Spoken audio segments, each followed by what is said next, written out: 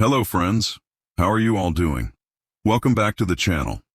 My name is Shaquille, and today we're diving into one of the most defining moments in American history, 1783, the Treaty of Paris, the agreement that officially ended the Revolutionary War and gave birth to the United States of America. By the year 1781, the American Revolutionary War had already seen its decisive moment at the Siege of Yorktown, where British General Cornwallis surrendered to the combined forces of George Washington and the French allies. Yet, the surrender at Yorktown was not in itself the final end of the war. Skirmishes, naval conflicts, and tensions continued for nearly 2 more years, as both sides hesitated to officially end hostilities.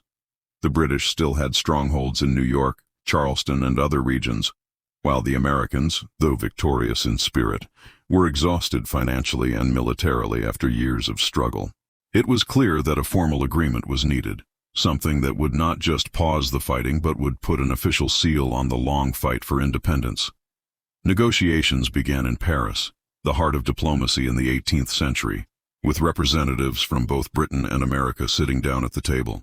For the Americans, the delegation included Benjamin Franklin, John Adams, and John Jay, men of immense wisdom and determination. Their task was monumental, to transform battlefield victories into diplomatic recognition. For Britain, the war had dragged on far too long and far too costly. With debts rising, international rivals pressing, and public support at home dwindling, the British Crown saw that continuing the war was no longer in its interest. By 1782, both sides were ready to talk peace in earnest. Finally, on September 3, 1783, the Treaty of Paris was signed.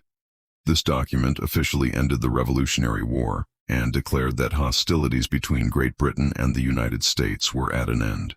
It was a turning point not only for America, but for the world. For the first time in history, a colony had broken free from a European empire and secured its independence through both arms and negotiation. Thus, the end of the Revolutionary War was not just a military victory. It was a triumph of perseverance, diplomacy, and the unyielding spirit of freedom.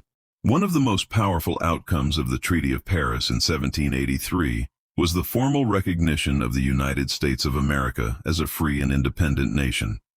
Before this treaty, Britain still regarded the colonies as rebellious subjects, people who had risen up against their king but had not yet earned the right to govern themselves. Even after the surrender at Yorktown, the Crown never openly admitted defeat. The recognition of independence was no small achievement. For nearly 8 years, American patriots had fought against the most powerful empire of the 18th century. Thousands of lives had been lost, cities burned, families torn apart. When British negotiators finally agreed in Paris to recognize the United States as free, sovereign, and independent, it was more than just legal wording on a document. It was the moment those sacrifices were validated. This recognition also carried tremendous international weight. Other European powers, such as France, Spain, and the Netherlands, had supported the American cause during the war, but they were waiting for Britain's official acknowledgement before fully treating the United States as an equal nation in global diplomacy. For the people of America, this was the moment when dreams became reality. Ordinary farmers, soldiers, merchants, and families could finally say with pride that they belonged to a nation of their own. One of the most remarkable outcomes of the Treaty of Paris in 1783 was the vast territorial expansion granted to the new United States. The British, though reluctant, ceded enormous lands to the Americans, territory stretching from the Atlantic Ocean on the east all the way to the Mississippi River in the west, and from Canada in the north down to Spanish Florida in the south. This expansion also had deep symbolic meaning. It showed that the United States was not destined to remain a small coastal republic confined to the Atlantic seaboard. But these territorial gains came with challenges.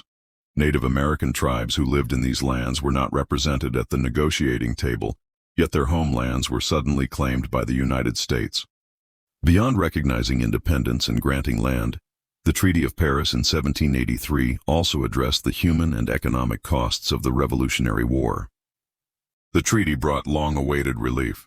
It required the release of all prisoners on both sides, ensuring that soldiers and civilians could finally return to their families. Equally important was the issue of property.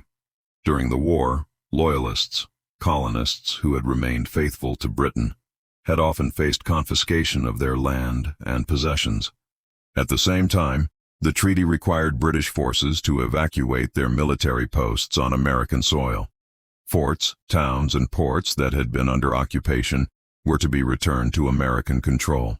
The Treaty of Paris in 1783 was not only a victory for the United States, it was also a moment of triumph and adjustment for America's European allies, France, Spain, and the Netherlands.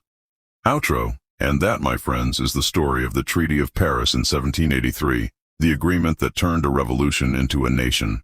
If you enjoyed this video, don't forget to like, comment, and subscribe for more journeys into America's history. Thanks for watching, and I'll see you in the next video.